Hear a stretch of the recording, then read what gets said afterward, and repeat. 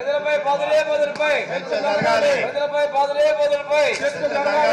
విధమైన దౌర్భాగ్యమైన పరిస్థితుల్లో వాళ్ళు ఆ విధంగా పోడియంను మళ్లీ ఆ విధంగా ఆక్రమించి గైగైన అరవటం అనేది పొరపాటుగా మారిపోయింది. వాళ్ళకి సిగ్గు రాదు, వాళ్ళు మారరు. వాళ్ళకి చిత్తశుద్ధి ఉంటే గవర్నర్ గారి యొక్క ప్రసంగంలో ఈ ప్రభుత్వం అనగా వైఎస్ జగన్మోహన్ రెడ్డి గారి ప్రభుత్వం సాధించిన సమున్నతమైన లక్ష్యాల యొక్క సంపుటిగా అందరి టేబుల్ మీద ఉంది. ఆ నివేదికలో పొందుపరిచిన అనేకమైన అంశాల మీద వాళ్ళు కూడా డిబేట్ లో పాల్గొనే అవకాశం ఉంది. గవర్నర్ గారికి ధన్యవాదాలు చెప్పే కార్యక్రమము ఈ ప్రభుత్వం సాధించిన లక్ష్యాలను విజయాలను ఒకసారి మనం ఈ సభ మననం చేసుకోవాలి. కానీ తెలుగుదేశం పార్టీకి సిగ్గు రాదు, తెలుగుదేశం పార్టీ వాళ్ళు మారరు. ప్రజలందరూ కూడా దీన్ని గమనించమని చెప్పి అడుగుతున్నాం. మిమ్మల్ని ఈ విధంగా అవమానపరచడం పదే పదే పరిపాటిగా మారిపోయింది. వాళ్ళకి అల్లరి చేయటం, ఇక్కడ నుంచి సస్పెండ్ అయి వెళ్ళిపోవటం, బయట మీడియా దగ్గర మాట్లాడటం, లంచ్ చేయటం, వెళ్ళి మళ్ళీ 2 గంటలకు పడుకోవటం, ఇదే అలవాటు అయిపోయింది. వాళ్ళకి మార్పు రాదు. ఎందుకంటే సభానాయకుడు వాళ్ళ యొక్క నాయకుడు ఎప్పుడైతే అసెంబ్లీకి రాకుండా బయట ఉన్నాడో ఇక్కడ ఒక్కళ్ళు కూడా సీట్లో కూర్చొని ఉన్నట్టుమే చంద్రబాబు నాయుడు యొక్క రాజకీయం. చంద్రబాబు నాయుడు ఈ సభలోకి రాడు, వీళ్ళని కూర్చొనియడు. వీళ్ళు ఎవరన్నా ఇక్కడ బాగా మాట్లాడితే, ప్రజా సమస్యల గురించి మాట్లాడితే, అది ప్రజల్లోకి వెళితే, వీళ్ళలో ఎవరన్నా నాయకుడు తయారైతే ఆయన సీటుకి ఎసురు వచ్చిందని ఆయన ఇక్కడ ఎవరిని సీట్లో కూర్చొనిడు. ఏ అంశము ఉండదు. వాళ్ళు బాదురే మీద అని జగన్ గారికి భయపడి ఏ అంశం మీదైనా సీట్లలో కూర్చొని మాట్లాడవచ్చు అధ్యక్ష, ఎవరికి అభ్యంతరం లేదు. కానీ పోడియంను చుట్టుముట్టడం, మీ మీద పేపర్లు విసరటం, మిమ్మల్ని అల్లరి చేయటం, మిమ్మల్ని గేలి చేయటం, మీరు ఏ రోజున సీట్లో కూర్చున్నారో సభాపతిగా, ఓ బలహీన వర్గాలకు సంబంధించిన వ్యక్తిగా, సుదీర్ఘ రాజకీయ అనుభవం కలిగిన మీరు ఆ సీట్లో కూర్చోవటం తెలుగుదేశం పార్టీకి ఇష్టం లేదు అధ్యక్ష.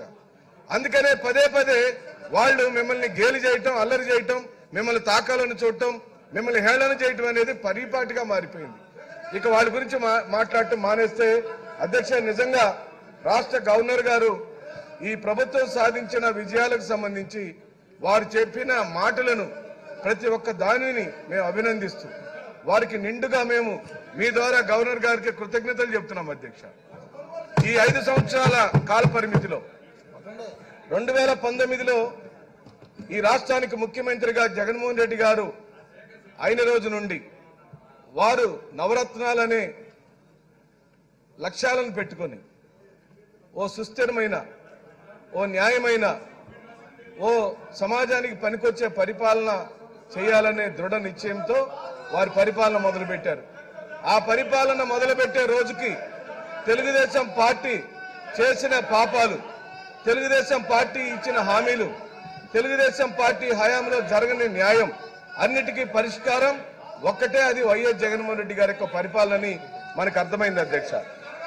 మీరు జగన్మోహన్ రెడ్డి గారు పరిపాలించే రోజుకి రాష్ట్ర విభజన జరిగి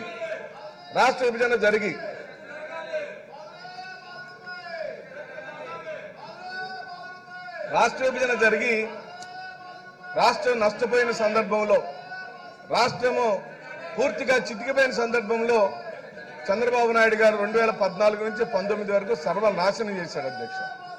ప్రజలకు ఇచ్చిన హామీలన్నీ తొంగలో దొక్కాడు.